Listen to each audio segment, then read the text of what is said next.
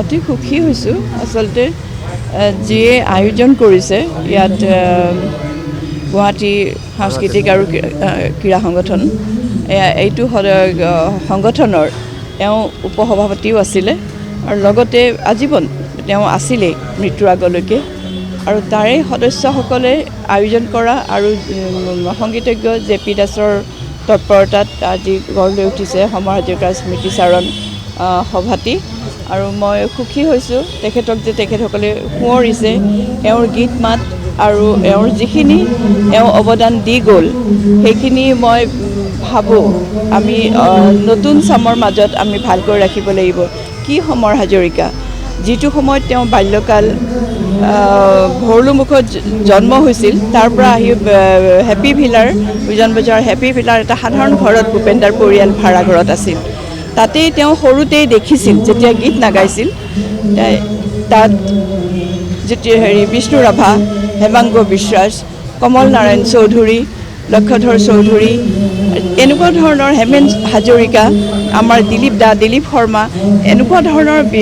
বিশাল ব্যক্তিসকল ভূপেনদাৰ লগত কথাবোৰ আলোচনা হয় গীত মাতৰ তেতিয়া ভূপেনদা আমেৰিকাৰ পৰা আহিছে আৰু সেই ঘৰটোত গীত মাতৰ আলোচনা কৰা দেখিছে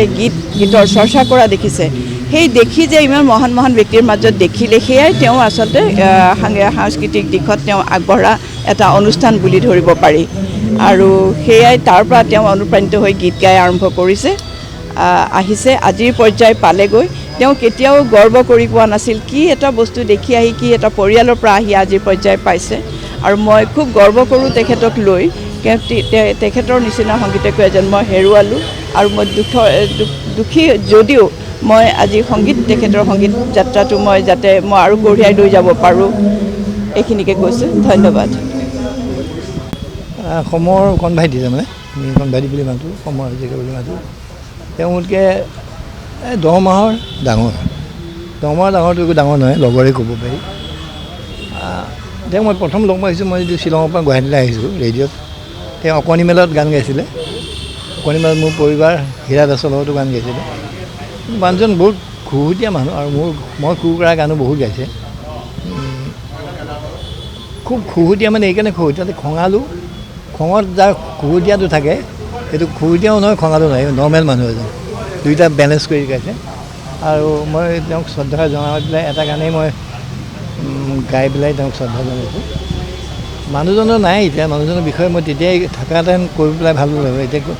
নকৈ মানে কি দুখ লাগিছে ক'বলৈ খুব খুহুতীয়া মানুহ খুব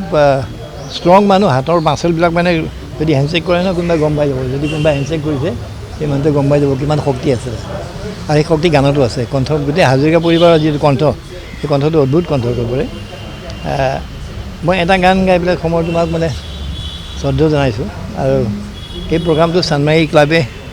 উদ্যোগ কৰিছে চানমাৰী ক্লাবত মেম্বাৰ আছে সমৰ তাত যায় গধূলি বহে খেলা ধূলা কৰে সমৰ তোমাৰ গান এটা গাই পেলাই পাহাৰী কন্যা বোলছবিত মই মিউজিক দিছিলোঁ তাত এটা গান গাইছে মই ভাবোঁ এই সমৰ হাজৰিকাই কণ্ঠ দিয়া গান এইটো গান মোৰ কাৰণে আৰু মানুহৰ ৰাইজৰ কাৰণে এইটো বেষ্ট চঙো পাইছে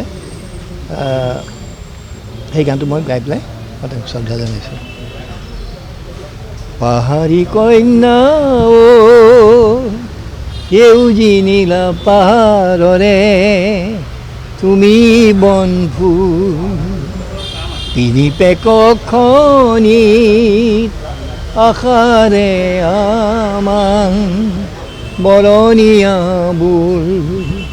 জাৰিং জাং চাই জেউতি চৰাই মুৰুহিয়াত পুলক জগাই তোলে প্ৰীতিৰ ৰোল হেমন্ত দত্তই লিখা তোলে প্ৰীতিৰ ৰোল বৰ ধুনীয়া লাইন এইটো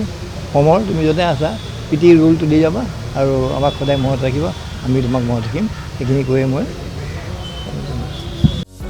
যিকোনো খবৰৰ বাবে যোগাযোগ কৰক আমাৰ এই নম্বৰত 9181 307 2221